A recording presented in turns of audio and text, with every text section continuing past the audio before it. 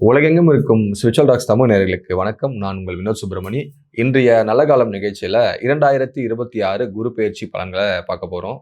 So அதற்காக நம்மளுக்கு இந்த குரு பெயர்ச்சி பலன்களை தொகுத்து நம்மளுக்கு கொடுக்கறதுக்காக தீபா மேம் வந்திருக்காங்க.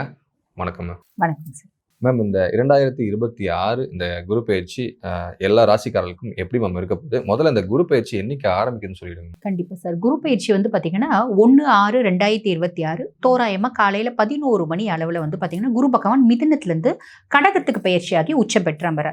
உச்சம் பெற்று அமர்றது மட்டும் இல்ல, அவரோட உச்ச பார்வை 5, 7, 9 நிறைய ராசிகளுக்கு, ஆல்மோஸ்ட் எல்லா ராசிகளுக்கும் நற்பலன்களை கொடுக்க போகுது அப்படின்றது நிதர்சனமான உண்மை.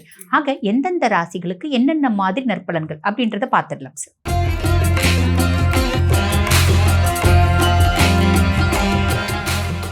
மேம், இந்த தனுசு ராசிக்காரர்களுக்கு 2026 குரு பெயர்ச்சி எந்த மாதிரியான நல்ல பலன்களை கொடுக்க போகுது மேம்? தனுசு வந்து பாத்தீங்கன்னா ரொம்பவே சந்தோஷம் அடையக்கூடிய ராசியில தனுசும் ஒண்ணுன்னு சொல்லலாம் சார். காரணம் என்ன அப்படின்னா, தனுசு அர்த்தாஷ்டம சனியில இருக்காங்க.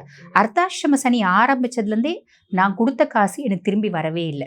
நான் பாட்டுன்னு சிவனேன்னு கையில கொஞ்சம் காசு வச்சிருந்தேன். என் பொண்டாட்டி சும்மா இல்லாம என் தங்கச்சி கடன் கேட்கிறா, என் தங்கச்சி வீடு கட்ட போறா, காசு கொடு நச்சரிச்சா. இல்ல முடியாதுன்னு போது உங்க அண்ணனுக்கு கொடுத்த, உன் தம்பி கொடுத்த, உன் அங்காளி கொடுத்த, பங்காளி கொடுத்த, ஏன் உறவுனா கொடுக்க மாட்டேன் அப்படின்னு பெரிய பிரச்சனை பண்ணா கொடுத்துட்டேன். இப்ப அவ அலைஞ்சுங்கிற.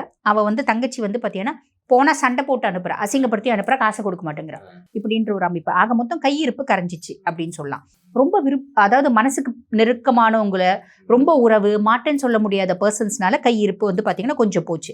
ரெண்டாவது, குடும்பத்துல குட்டி குட்டி குட்டி குட்டி பிரச்சனைகள், காசு சம்பந்தப்பட்ட பிரச்சனைகள், உறவு சம்பந்தப்பட்ட பிரச்சனைகள், குழந்தைங்க சம்பந்தப்பட்ட பிரச்சனைகள், ஆஃபீஸ்ல வந்து ஏகப்பட்ட ஒர்க் ப்ரெஷர்ஸ்.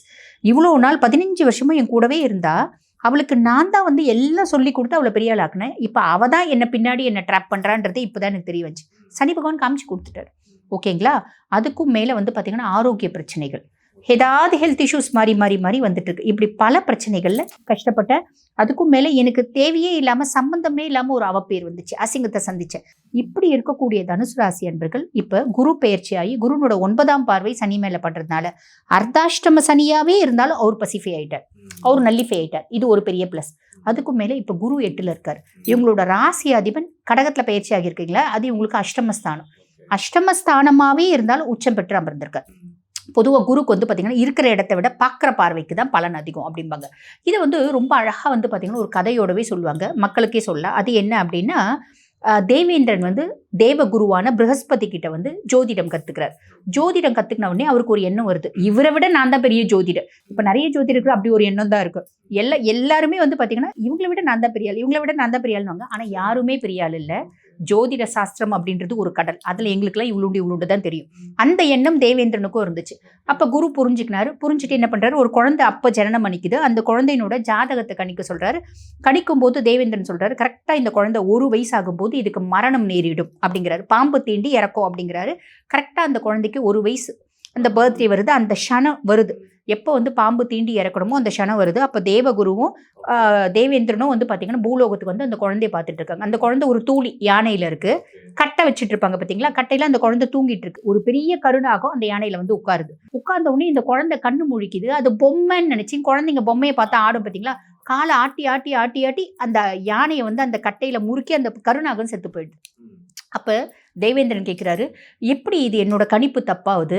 இந்த குழந்தைக்கு மரண நிச்சயம், குருனோட பார்வை கூட இல்லையே இந்த குழந்தைக்கு. அப்ப தேவகுரு சொல்றாரு, குரு பகவான் சொல்றாரு, ஜாதக கட்டத்துல குழந்தைக்கு குருனோட பார்வை இல்லை, இங்க நான் இருக்கல, என்னோட பார்வை இருக்குல்ல, அப்ப அந்த குழந்தை எப்படி சாவும் அப்படின்னு. இது எதுக்கு சொல்றேன் அப்படின்னா, 8ல் வந்து பாத்தீங்கன்னா குரு போயிட்டானேன்னு கவலைப்படாதீங்க. குருனோட பார்வை 2, 4, 12ல் பாக்குது. அப்ப உங்களுக்கு நல்லது நடக்கும். குடும்பத்துல நிம்மதி, சந்தோஷம், குதூகலம், தனப்பிராப்தி, பண வரவு நல்ல திருப்திகரமா இருக்கும். உங்களோட கம்ஃபர்ட் அதிகமாகும். கண்டிப்பா வீடு கட்டுவீங்க, கார் வாங்குவீங்க, நல்லது நடக்கும் ஃபர்ஸ்ட். அதுக்கு அடுத்து வந்து பாத்தீங்கன்னா 2வது இது. 3வது வந்து பாத்தீங்கன்னா சுபவரையும், பிள்ளைங்களை வெளிநாட்டுக்கு அனுப்புறது, பிள்ளைங்களுக்கு ஹையர் எஜுகேஷன் படிக்க வைக்கிறது, பிள்ளைங்களுக்கு ஒரு சொத்து பத்து வாங்கி கொடுக்கறது, நீங்களே நிலப்பலம் வாங்குறது, இது அத்தனையும் உங்களுக்கு நடக்கும். 8ல் உங்க ராசி அதிபன் போயிட்டானேன்னு வருத்தப்படாதீங்க அப்படின்றதுக்காக இந்த கதை சொன்னேன். ஓகே, புரியுதுங்களா? வருத்தம் வேண்டாம்னு சொல்லிட்டீங்க. ஆமா. இப்போ இவங்களுக்கு விடுதலைன்னா எதுல விடுதலை பர்டிகுலரா? ஆல்மோஸ்ட் எல்லாத்துல இருந்தும் இல்ல. அர்த்தாஷ்டம சனி பார்வை வந்து பாத்தீங்கன்னா சனி அமைதியாவதே ஒரு பெருத்த விடுதலை இல்லைங்களா? நீ 8ல் குரு போயிட்டானேன்னு வருத்தப்பட வேண்டியதில்லை. பார்வை சூப்பரா இருக்கு, அதை நினைச்சு சந்தோஷப்பட்டுக்கோ. இருந்தாலும் நம்ம கவனமா இருக்கணும் அப்படின்னா ஒண்ணு சொல்லலாம். எதுல அப்படின்னா சேர்க்கையில கொஞ்சம் கவனம் வச்சுக்கோ. யாரை ரொம்ப நம்புறியோ அவங்க முதுகுல குத்துறதுக்கான வழியும் வாய்ப்பும் உண்டு. வாழ்க்கையில ஆல்ரெடி ஹிடன் ரிலேஷன்ஷிப் சீக்ரசிஸ் இருக்கு அப்படின்னா சந்தைக்கு வரும். கத்திரிக்காய் முத்தனா சந்தைக்கு வரும்ல, அந்த மாதிரி சந்தைக்கு வரும். இல்லைன்னா இந்த காலகட்டம் ஏதாவது ஒரு உறவு முறை உன்னை வந்து உன் மேல கிளிங் பண்ணி உன்னை ட்ராப் பண்ண பார்க்கும். இதுல கவனமா இருக்கு. Okay ma'am. இவங்களுக்கு என்ன மாதிரி வழிபாடு தரலாம் மேம்? பொதுவாக வந்து பார்த்தீங்கன்னா சார், இவங்களை பொறுத்த வரைக்கும் பசுக்கு கொடுக்கணும். ஏன்னா குரு அப்படின்னாலே பசு. இப்போ வந்து பார்த்தீங்கன்னா ராகு அப்படின்னா ஆடு அப்படிம்பாங்க, புதன் அப்படின்னா பன்றி, இந்த மாதிரி அவங்களோட மிருகங்கள். ஓகேங்களா? அந்த மாதிரி இவங்களுக்கு வந்து பார்த்தீங்கன்னா பசுக்கு, இப்போ கேது அப்படின்னா டாக்ஸ்க்கு ஃபீட் பண்ணும். அப்போ இவங்க பசுக்கு உணவு கொடுக்குறது, பசுன்னா அகத்திக்கீரை தான் கொடுக்குறாங்க. அந்த குழந்தைங்க எவ்வளோ அகத்திக்கீரையை சாப்பிடும், அவங்களால சாப்பிட முடியாது இல்லையா? அப்போ அந்த குழந்தைங்களுக்கு நீங்கள் என்ன பண்ணலாம் அப்படின்னு கஞ்சி மாதிரி வச்சு கொடுக்கலாம். கஞ்சி அப்படின் போது ராகு 3ஆம் பாவத்தில் இருக்கா, உன்னோட தைரிய ஸ்தானத்தில் ராகு இருக்கா, முயற்சி ஸ்தானத்தில் ராகு இருக்கா. தப்பான ஒன்றத்தை வந்து நீ கிளிங் பண்ணிட்டு அதுலேயே உன் முயற்சி எனக்கு ஜாதகத்தில் கவர்மெண்ட் ஜாப் கிடைக்கிறதுக்கான வாய்ப்பே இல்லை. ஆனால் நான் 20 வருஷமா கவர்மெண்ட் ஜாப்க்கு எழுதிட்டு இருப்பேன். இந்த மாதிரி எத்தனை ஜாதகம் நாங்கள் பார்த்துருக்கோம் தெரியுங்களா? அந்த மாதிரி தப்பான ஒன்றத்தை பிடிச்சிட்டு அதிலேயே முயற்சி பண்ணிட்டு இருப்பாங்க. ஆக இந்த காலகட்டம் அந்த மாதிரி முயற்சி பண்ணுறதுக்கான வழியும் வாய்ப்பும் உண்டு. அப்போ நீங்கள் என்ன பண்ணுங்க, உளுந்து இருக்கு இல்லைங்களா, கருப்பு உளுந்து தொட்டோட அதை வந்து கஞ்சி வச்சு அதில் ஒரு சீப்பு வாழைப்பழம் இல்லை ஒரு 4 வாழைப்பழத்தை போட்டு இவ்வளோ வெள்ளை உருண்டையை போட்டு அந்த பசுக்களுக்கு கொண்டு போய் நீ வந்து உளுந்தங்கஞ்சி கொடு. இதை விட பெஸ்ட் பரிகாரம் எதுவுமே இல்லை, கவலைப்பட வேண்டாம். Okay, super ma'am. இவங்களுக்கு எவ்வளோ மார்க் தரலாம்? இவங்களை பொறுத்த வரைக்கும் 85% கொடுக்கலாம் சார். நாங்கள் சொல்றதெல்லாம் செய்யலைன்னா நாங்கள் அதுக்கு பொறுப்பு கிடையாது. ஏன்னா இவ்வளோ விஷயம் நாங்கள் அனலைஸ் பண்ணிட்டு சொல்கிறோம். செய்கிறீங்க அப்படின்னா சாலிடாக இருக்கும், இல்லைன்னா தேவையில்லாத சேர்க்கையோட சேர்ந்து நீங்கள் கெட்டுறதுக்கான வாய்ப்பை உண்டு. கவனம் வச்சுக்கோங்க மேம். இந்த குரு பயிற்சி வந்து பார்த்தீங்கன்னா பர்டிகுலராக 12 வருடத்துக்கு ஒரு முறை நடக்கக்கூடிய ஒரு அதிசயமான பயிற்சி அப்படின்னு சொல்கிறாங்க. ப்ளஸ் இந்த கடகத்தில் வந்து உச்சமடைகிறாரு அப்படின்றாங்க. ஸோ இது எந்த அளவுக்கு மேம் இந்த குரு பயிற்சி வந்து சிறப்பானது, அதை பற்றி சொல்லுங்க. அதாவது உண்மை என்ன அப்படின்னா சார், குரு பகவான் ஒரு ராசியில் ஒரு வருஷம் சஞ்சாரம் பண்ணுவார். அப்போ 12 ராசியும் கடந்து வரத்துக்கு 12 வருஷம் ஆகும். இது பெருசா அமோகம் ஆகும் அப்படின்றதுல இல்லை. இதில் ஒரு பெரிய ப்ளஸ் என்ன அப்படின்னா, ஒவ்வொரு 12 வருஷத்துக்கு ஒரு முறையும் குரு உச்சமடைஞ்சு தான் உட்கார்றாரு, கடகத்தில் தான் உட்கார போறாரு. அப்போ இருந்தாலும் அந்த வீடியோஸை நம்ம கொஞ்சம் ஹைலைட்டிங்காக மக்கள் முன்னாடி ப்ரொமோட் பண்ணுறதுக்கு இப்படியெல்லாம் சொல்லுவோம். பட் இருந்தாலும் 12 வருஷத்துக்கு ஒரு முறை நடக்கக்கூடிய நிகழ்வு தான். இந்த காலகட்டத்தில் ஒரு அதிசயம் என்ன அப்படின்னா, சனி பகவான் மேலே குருனோட பார்வை அப்படின்றது இருக்கு.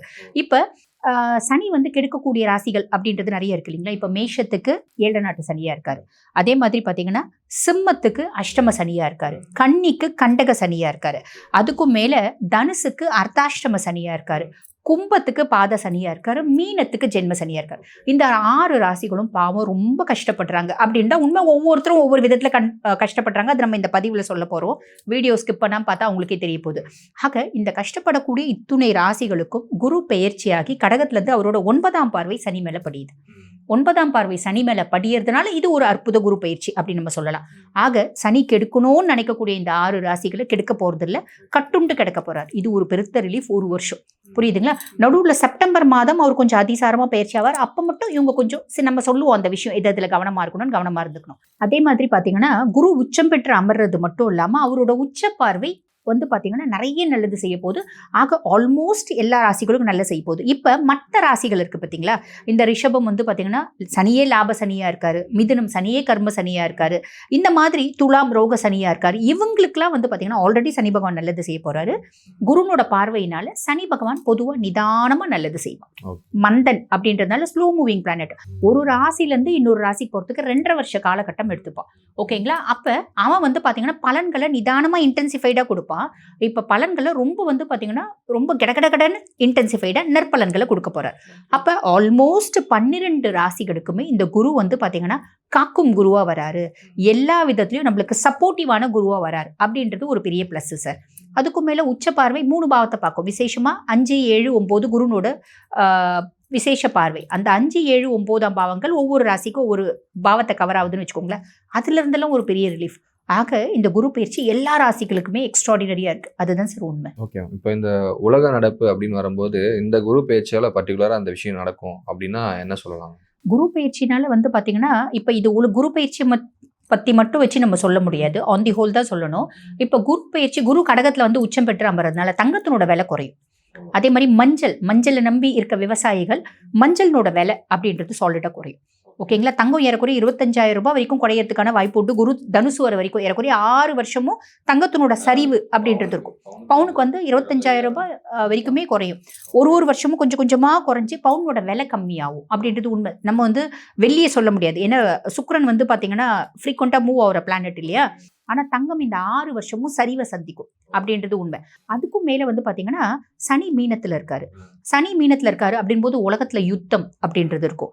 இயற்கை சீரழிவுகள் அப்படின்னு நடக்கும். முக்கியம் மலை சார்ந்த பிரதேசங்கள்ல நிலநடுக்கம் வர்றது, இன்ஃபெக்ஷியஸ் டிசார்டர்ஸ் வருது. இந்த இன்ஃபெக்ஷியஸ் டிசார்டர்ஸ் வரதுக்குலாம் வந்து பாத்தீங்கன்னா இந்த சனியும் காரணம். ராகு வந்து கும்பத்துல இருக்காரு. டிஜிட்டல் இந்த ஏஐ வந்து ஏகப்பட்ட காம்ப்ளிகேஷன்ஸ் ஏற்படுத்துது பார்த்தீங்களா. டிஜிட்டல்ல ட்ராப் ஆகிறது இந்த மாதிரி நிறைய வாய்ப்பு உண்டு. பிள்ளைங்கள்லாம் சேட் பண்ணி அதில் ட்ராப் ஆகிறதுக்கான வாய்ப்பு உண்டு. கேது வந்து சிம்மத்தில் அப்படின்னும் போது ஆன்மீகவாதிகள் நான் தான் அம்பிகை நான் தான் ஈசன் சொல்லிட்டு இருக்காங்க பார்த்தீங்களா. உண்மையான ஆன்மீகவாதிகள் இல்லாமல் ஒரு போலி முகத்திரை அவங்களோட முகத்திரையெல்லாம் கிழிக்கெடுக்கப்படும் அப்படின்னு சொல்லலாம். தலைவர்கள் நிறைய பேரோட உயிருக்கு ஆபத்து இருக்கு. இந்த ஆன்மீகத்தை தொழிலாக வச்சு தப்பான விதத்தில் சம்பாதிக்கிறவங்க கண்டிப்பாக கஷ்டப்படுவாங்க. இதெல்லாம் உண்மை சார். Okay ma'am. இப்போ இவ்வளோ விஷயம் சொன்னீங்க. அது இல்லாமல் இது வந்து ஒரு பொதுவான பலன் தானே மேம்? ஆமாம் சார். இது வந்து பார்த்தீங்கன்னா பொதுவான குரு பெயர்ச்சி பலன்கள். இப்போ இது 100% நம்மளுக்கு நடக்கணும் அப்படின்னா சுய ஜாதகத்தில் தசநாதன் எக்ஸலண்ட்டாக இருந்தால் 100% நடக்கும். சுய ஜாதகத்தில் தசநாதன் கெட்டு போயிருந்தா அப்படின்னா 50% தான் நடக்கும். இப்போ இந்த பதிவை பார்த்துருக்கோங்க. இந்த குரு பயிற்சி எனக்கு இந்த மாதிரி இம்பாக்டை ஏற்படுத்த போது நான் தெளிவாக தெரிஞ்சுக்கணும் அப்படின்னாலும் குடும்பத்தில் பிரச்சனை இல்லாதவங்க குடும்பமே இல்லை சார். குடும்பம்னு இருந்தால் ஏதாவது ஒரு பிரச்சனை இருக்கும். ஒன்று குழந்தைங்களால பிரச்சனை, இல்லை திருமண பிரச்சனை, இல்லைனா வீடு கட்ட முடியலன்ற பிரச்சனை, இல்லை ஹெல்த் இஷ்யூஸு, இல்லைனா கோர்ட்டு கேஸு பஞ்சாயத்து, இல்லை கொடுத்த காசு திரும்பி வரல. இந்த எந்த பிரச்சனைகளாக இருந்தாலும் அதுக்கு தீர்வு நம்ம சுய ஜாதகம். அப்போ சுய ஜாதகத்தை பார்க்கணும் அப்படின்னு விருப்பப்படுறாங்க அப்படின்னா என்னோட வாட்ஸ்அப் நம்பர் நீங்கள் டிஸ்பிளேலே கொடுத்துருப்பீங்க. வாட்ஸ்அப் கால் பண்ணி அப்பாயின்மெண்ட் ஃபிக்ஸ் பண்ணி என்கிட்ட பேசிக்கலாம் சார். இந்த பதிவு கண்டிப்பாக ரொம்ப எல்லாருக்குமே வந்து பயனுள்ளதாக இருக்கும். இந்த குரு பெயர்ச்சி அவங்களுடைய வாழ்க்கையில் வந்து அதிர்ஷ்டங்களையும் ஆரோக்கியத்தையும் தரணும்னு முடிச்சுக்கலாம். ரொம்ப நன்றி. நன்றி.